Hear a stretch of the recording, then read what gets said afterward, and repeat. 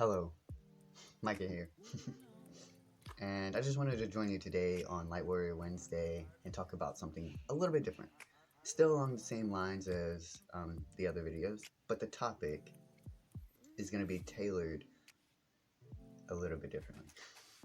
So today, if you're not already aware of the video title, right, we're talking about dysphoria and what it means to be dysphoric within this earthly existence. Because truth of the matter is, it's not just the trans community that's dealing with dysphoria, because dysphoria is really just a distortion of the belief in the identity of who you truly are, or the belief in the authenticity of your true self. So, if you're watching this video, you probably are struggling with dysphoria. I would imagine that's something that kind of brought you here, right? And this is something that I've personally struggled with along my own journey. I don't identify with a specific gender. I kind of identify as non-binary. However, I am masculine presenting, and I use masculine pronouns because that's just what makes me feel most comfortable, right? Um, I was at one point in time on hormones, and I was on hormones for about 5 years. Um, but there came a point in time, especially especially when it came to finding love within myself and learning how to love myself truly, authentically, for the entire being that I truly am. So the reason I'm talking about dysphoria on Light Warrior Wednesday is because I'm sure you've seen in the news that the community's under attack, and there's going to be an uprising of activism. And I just want you to understand that activism is only a divisive tactic to distort the true meaning of love. We are all one people, no matter the color, no matter the creed, no matter the sexual identity. And that's something that I really just want to touch on a little bit here as we're talking about dysphoria, because dysphoria, especially within the trans community, is something that I've dealt with and seen many people deal with, right? If you know who you are, you don't need to do anything or put anything into your body to make that align, unless you feel deep inside that that is something that aligns with you. And the reason I'm saying this is because, like I said, I don't take hormones. I am not doing surgeries. And I'm content and I'm happy. And the reason I say that is it's not an easy journey. It's not an easy journey starting as one thing, right? And then realizing somewhere along the way that you've just been told this is who you are, this isn't who you are, and then you start to try to figure out who you are, and then there comes all of this information trying to tell you, well, this is what this looks like, and this is what this looks like, and this is what these look like, and it's like, well, actually, maybe I'm none of that. I don't fit into those molds. That's what dysphoria taught me. In some of my earlier videos, specifically some of the ones that I posted around this time of the year last year, I talked about dysphoria. I talked about um, the division that it creates, and how it distorts the truth of who you are, right? As someone who is trans myself, I identify as two-spirited energies, meaning I have both masculine and feminine energy naturally within me. And there's no reason why I should lean more towards one or more towards the other. I can harness both and be who I truly am, no matter how that looks.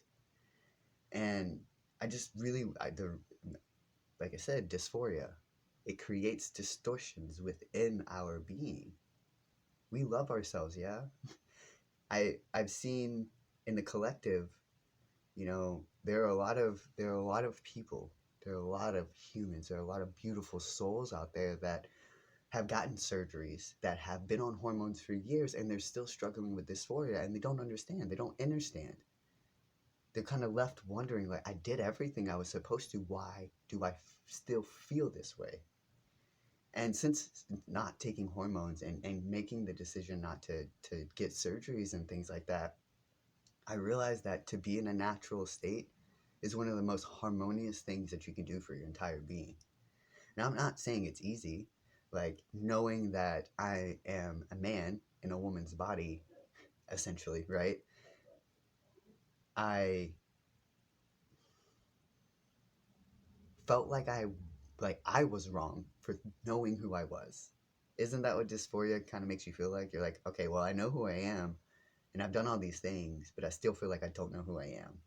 And it's like, are you loving that feminine aspect of yourself that you're trying to run from? And that's a hard pill to swallow. That's a hard pill to swallow. And for the other side of the spectrum, right? Are you running from that masculine that masculine aspect of yourself?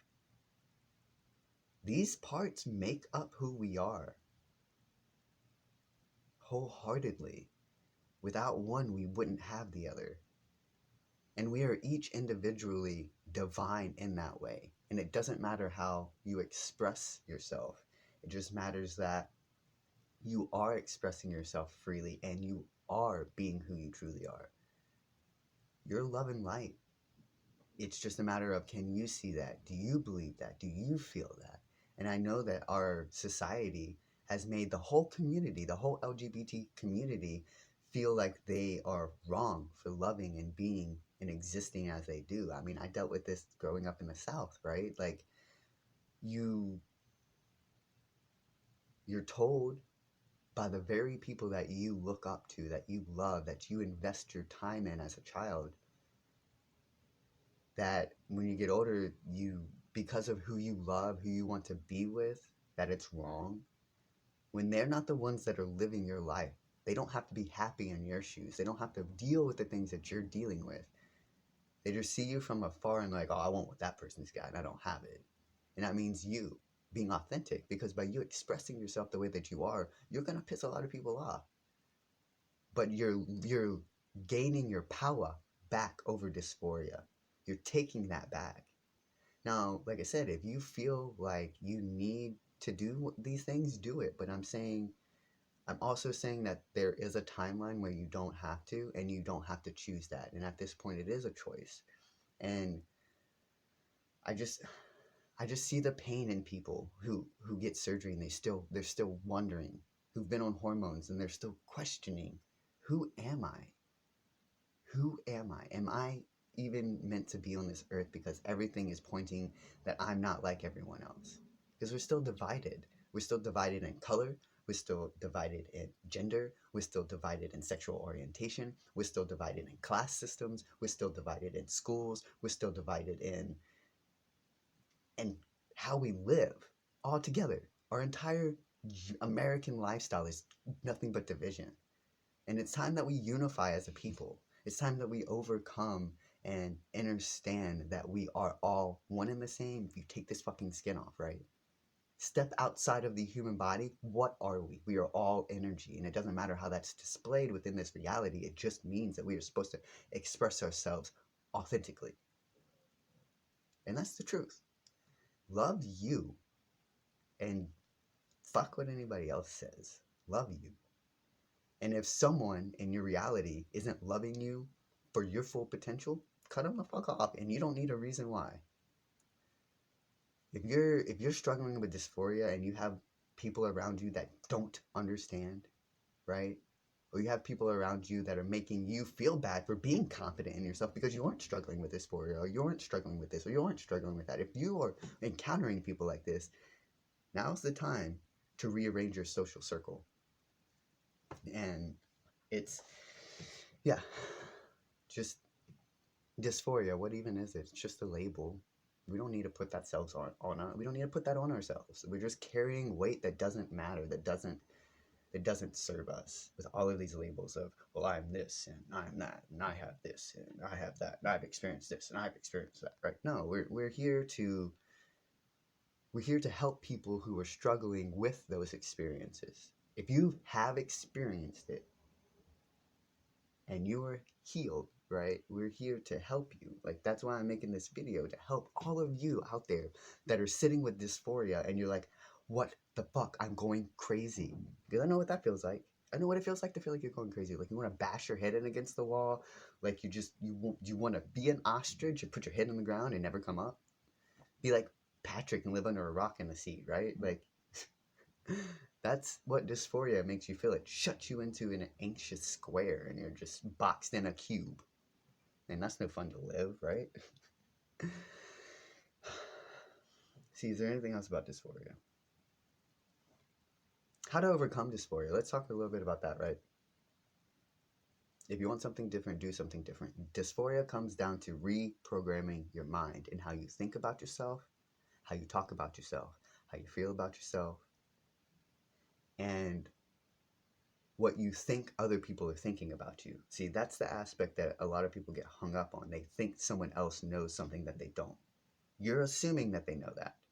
So just be aware of that your thoughts do create your reality. So if you're dealing with dysphoria, chances are you're probably thinking that someone knows that you aren't what you are. So that, are you believing in yourself?